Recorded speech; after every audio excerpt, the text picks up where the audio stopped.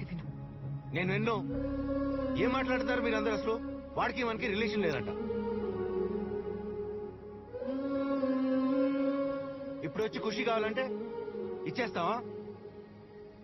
Vikram 1 minute ఇలా రా.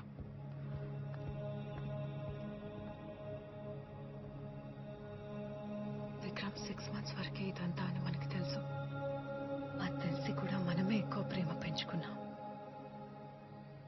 ఎంతైనా మనం కేర్ టేకర్స్ మాత్రమే. ఎంత ప్రేమ పెంచుకున్నా దగ్గర అవుతాం కానీ సొంతం అవ్వలేం కదా.